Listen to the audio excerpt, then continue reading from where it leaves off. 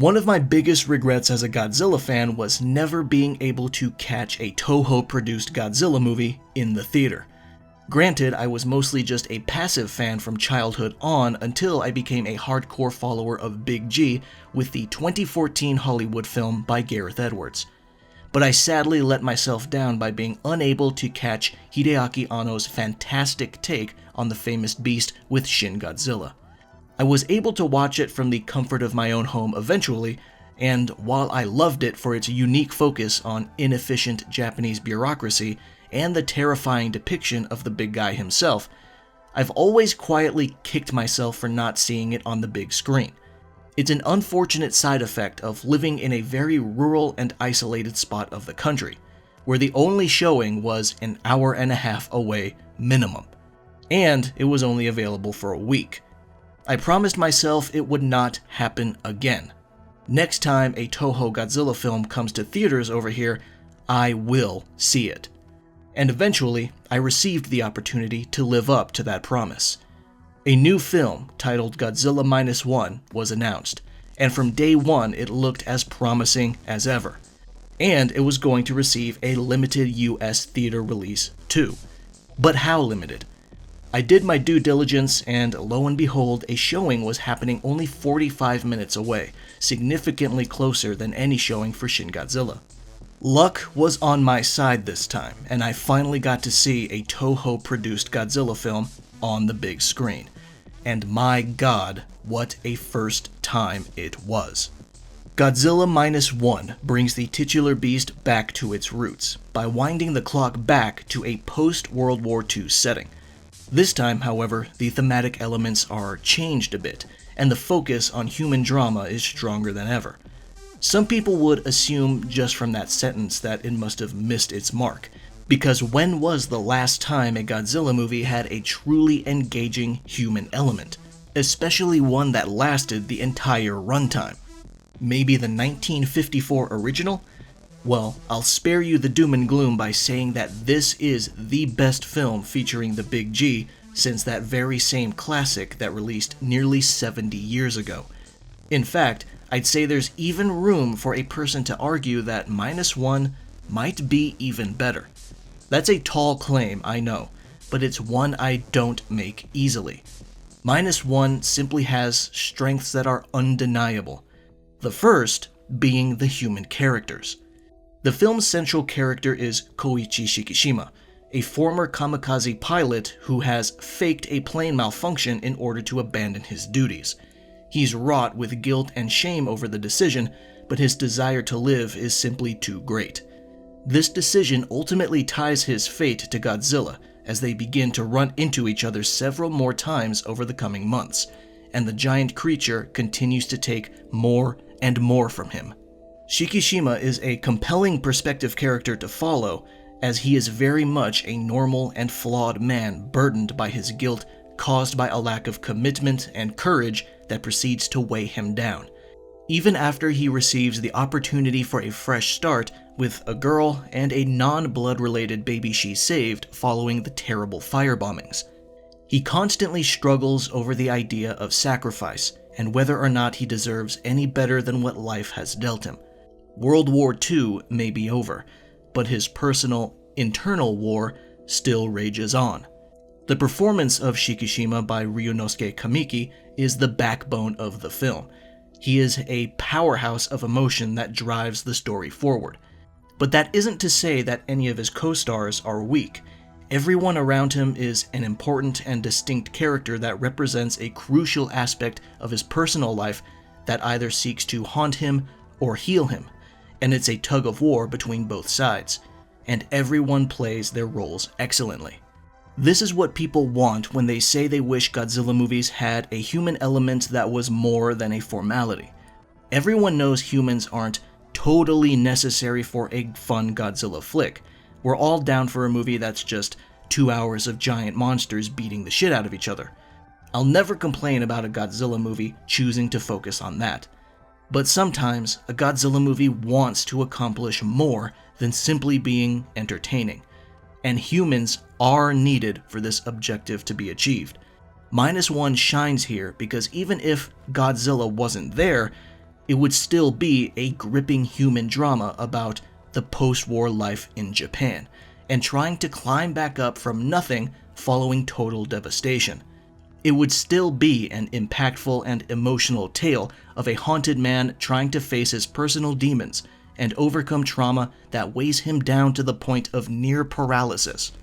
It sounds almost ridiculous to say it, but it seems the key to having good human stories in a Godzilla movie is to simply write a good, normal drama revolving around some kind of disaster, either man-made or natural, and then simply adding Godzilla afterward, preferably by turning said disaster into him. And I'm not trying to insult the big guy by saying that either, especially since his presence in -1 is nothing short of earth-rending.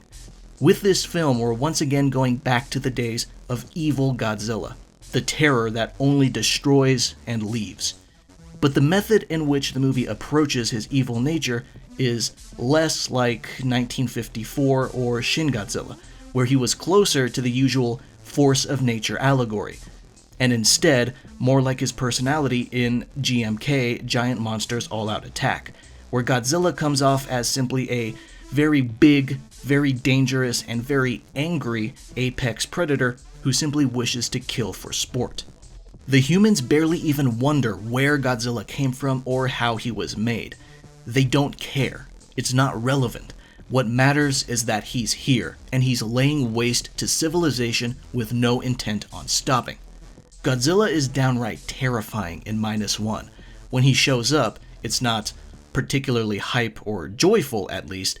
It's scary, not only because he's a malicious beast, but because now we have these characters that we actually care to see survive.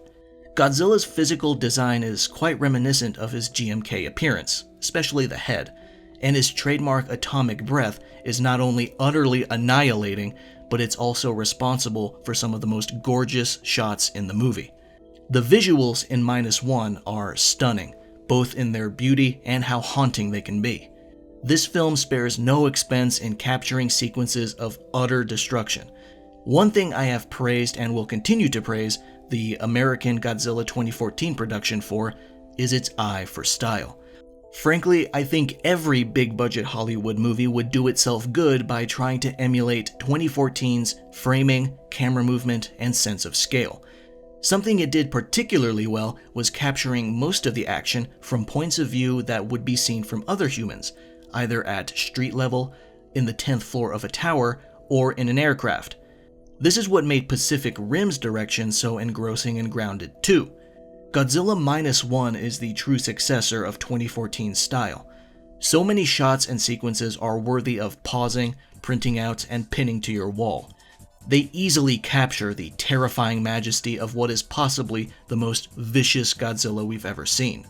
And I haven't even gotten to the visual effects yet. Director Takahashi Yamazaki's extensive experience with visual effects has paid an untold amount of dividends that benefit this movie's impact. I'm still not 100% sure which shots are practical and which are CG. Hell, it might have all been CG, but honestly, I don't really care, because either way, -1 boasted some jaw-dropping detail in the destruction and in Godzilla's physical form. The movie's budget is supposedly $15 million, and obviously this is thanks in no small part to the horrendously low wages in the Japanese film industry, where VFX artists are even more underpaid there compared to the already underpaid VFX artists in America. But even if everyone was paid 5 times more, ballooning the budget to $75 million, it would still look like the money was better spent here than in many recent Hollywood productions that hit $150 million or more. The film is just that gorgeous and conscious of its looks. And then there's the music. Part of the soul of every Godzilla film is how hard the music hits. It needs to be as punchy as the action or as emotional as the drama. And composer Naoki Sato really knocks it out of the park here. He made the right decision to score this movie like it was a horror. So many tracks have a distant ambient sound like a warning of imminent doom. There are long, droning strings that go up into an almost deafening crescendo. It's so effective and appropriately moody and atmospheric. But what really got me, though, is the weaponization of the classic Godzilla theme by Akira Ifukube. When those opening notes finally hit, they bring chills of terror, just as they did in the 1954 film. I truly did not think it was possible for another Godzilla movie to truly touch the same level as the 1954 classic. While I love many other Godzilla films, I honestly just kinda accepted the idea of the franchise never hitting that high again. But -1 has come along to show me that it is indeed possible. Shin Godzilla came the closest until now, especially with its unique story revolving entirely around administration response, proving to be a scathing critique of government bureaucracy. But -1's significantly more relatable human cast and themes, and its even more powerful visuals, have pushed it beyond Shin Godzilla in my eyes. It's a truly wonderful world we live in where a Godzilla movie is genuinely one of the best films of the year, standing among the likes of other incredible films like Killers of the Flower Moon and Oppenheimer, which would technically be -1's prequel. It just goes to show that no matter how many lows he goes through, Godzilla continues to be the greatest fictional creature ever created for the big screen. I highly look forward to the future of Toho Godzilla productions, and I would love it if Yamazaki returned for another directorial effort. And before I finish the review completely, I just want to touch on how much of a golden age we're currently living in when it comes to Godzilla media, especially films. Not only is Toho pumping out these incredible movies that focus more on unique perspectives and emotional impact, but Hollywood has also finally fully embraced the big guy as a hero figure who does battle with other giant creatures, embodying the spirit of the crazy Showa era.